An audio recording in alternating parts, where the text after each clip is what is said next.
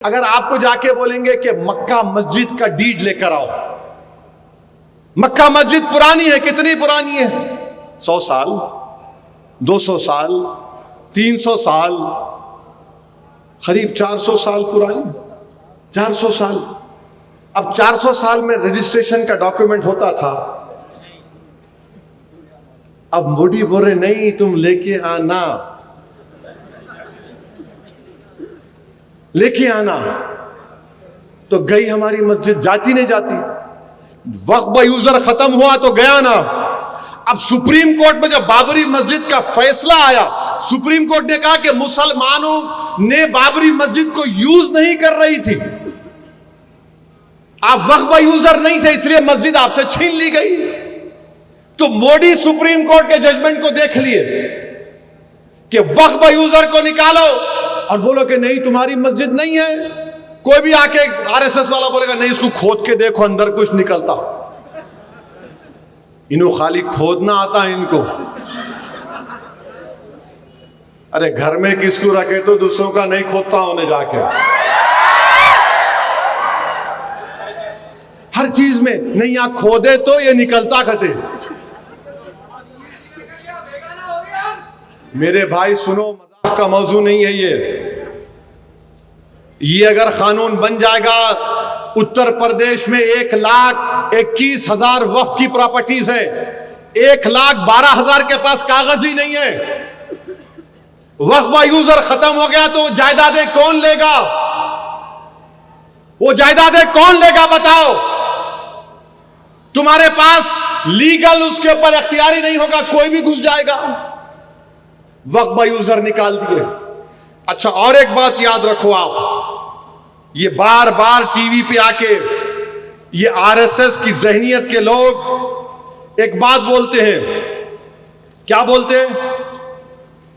वक्फ board में 8,70,000 की property है और 9,40,000 एकड़ जमीन है। ये बोलते टीवी पे हर एंकर में, वक्फ बोर्ड के पास जो है 9,40,000 एकड़ है। आर्मी और रेलवेज के बाद वक्फ के पास इतनी प्रॉपर्टी है। तो कभी कभी दिल बोलता है कि मैडम, या एंकर से बोलना पड़ेगा, बाबू हम क्या कान में फूल लगा के लाल बस से उतरे अभी? आपको बताता हूं इनकी झूठ। तमिलनाडु में टेम्पल और मठ की जो जमीन है 4,78,000 एकड़ है खाली तमिलनाडु में। मंदिर और मठ की कितनी है? 4,78,000। बोलो 4 लाख। अब आंध्र प्रदेश को आ जाओ, जहां पर चैरिटेबल हिंदू रिलीजियस इंस्टीट्यूशन कहता है कि वहां पर हिंदू एंडोमेंट की 4 लाख है। 4,78,000, 4 लाख, 8,78,000 हो गए। इन्हों क्या बाजा बजा रहे? 9,40,000। अबे 2 रियासत को मिलाए तो 8,78,000 हो गए। अब इसके बाद आप जाओ तेलंगाना में 87,000 एकड़ जमीन हिंदू एंडोमेंट बोर्ड की है खाली। अब ये तीनों को मिलाते जाओ, 4,78,000, 4 तमिलनाडु के, 4 लाख आंध्रा के, तेलंगाना के 87,000। अब ओडिशा को जाओ आप, ओडिशा में खाली 13 हमारे हिंदू भाई बहनों के मंदिरों की जायदाद, सिर्फ 13 की, कैग की रिपोर्ट है, 12,767 एकड़। यानी 4 रियासत को मिला लिए तो 10 लाख हो गई। यूपी नहीं मिला है अभी, महाराष्ट्र नहीं मिला है, बिहार नहीं मिला है, कलकत्ता बंगाल नहीं मिला है, आसाम नहीं मिला है, झारखंड नहीं मिला है। अबे किसका बाजा बजा रहे तुम? खाली 3 रियासतों, 4 रियासतों में 10 लाख एकड़ हिंदू एंडोमेंट बोर्ड के हैं, मगर तुमको खाली दूल्हे भाई के पास 9,40,000, 9,40,000। कितना झूठ बोलेंगे? अरे आरएसएस के झूठों, बीजेपी के झूठ बोलने वाले, फैक्ट्री चलाने वालों, टीवी के स्टूडियो में बैठकर मोदी का बाजा बजाने वालों, बेशर्मों,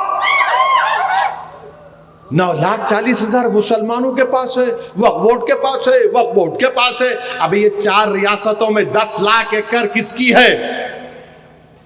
हिंदू एंडोमेंट बोर्ड की। हम क्या बोल रहे नहीं, आपको ने कैसा है? अरे तुम्हारे बाप की दी हुई नहीं है, ये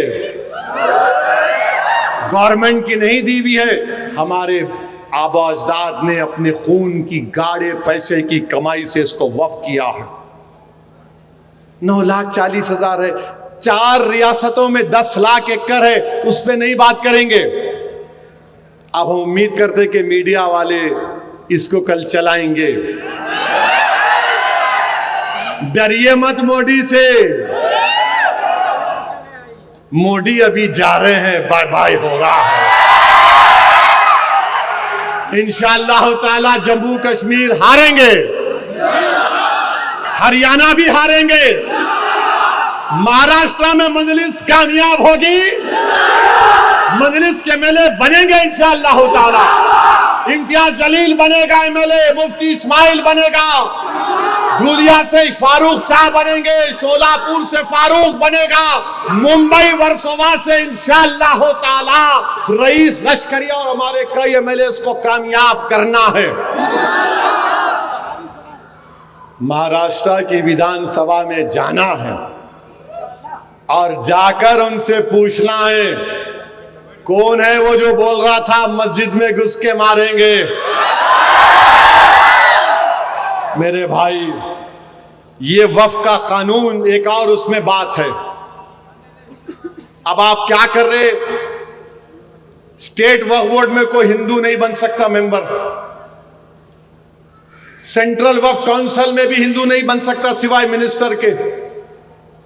मोदी जी बोल रहे हैं आपको इतनी तकलीफ क्या हिंदू को लेके आए? तो हमारे को तकलीफ हिंदू भाइयों से नहीं है, हम हिंदू भाइयों से हमारी कोई तकलीफ नहीं है। हमारी तकलीफ यह है कि हिंदू एंडोमेंट बोर्ड जो है, अब जैसा कि उत्तर प्रदेश में काशी विश्वनाथ टेम्पल एक्ट है, उसमें उसका कमिश्नर भी मुसलमान नहीं हो सकता, कानून में लिखा हुआ है। उसमें मेंबर खाली हिंदू हो सकता है, अगर उन्हें हिंदुइज्म को छोड़ दिया तो उसकी मेंबरशिप आउट। वैसे ही आप चले जाइए तमिलनाडु में ऐसे ही कानून है, आंध्र प्रदेश में, कर्नाटका में, उड़ीसा में। जब वहां पर कोई नॉन हिंदू नहीं बन सकता, यहां पर कैसे बनेगा? अच्छा, फिर ये कानून में क्या बोल रहे? अब आज की तारीख में एक हिंदू भी वक्फ कर सकता है, खाली वक्फ मस्जिद नहीं होती। एक हिंदू बोलेगा कि नहीं भाई मैं यतीमों के लिए वक्फ कर रहा हूं, यह वक्फ होता। अब मोदी क्या बोल रहे? मैं हिंदुओं का लीडर, हिंदू कैसा वक्फ करेंगे? वक्फ बोर्ड नहीं करना। क्यों कर रहे मालूम आपको? क्योंकि राजस्थान में ऐसे कई मुकामात पर हिंदू राजा राजाओं ने मुसलमानों को जायदादें दी।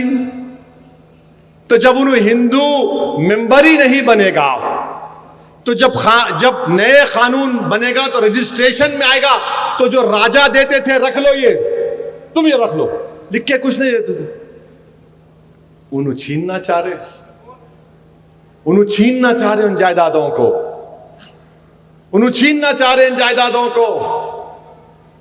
ट्राइब्यूनल है वक्फ का, वक्फ का ट्राइब्यूनल नहीं, उसमें डिस्ट्रिक्ट जज चीफ जस्टिस अपॉइंट करता। मोदी बोल रहे नहीं, रिटायर्ड जज को रखूंगा।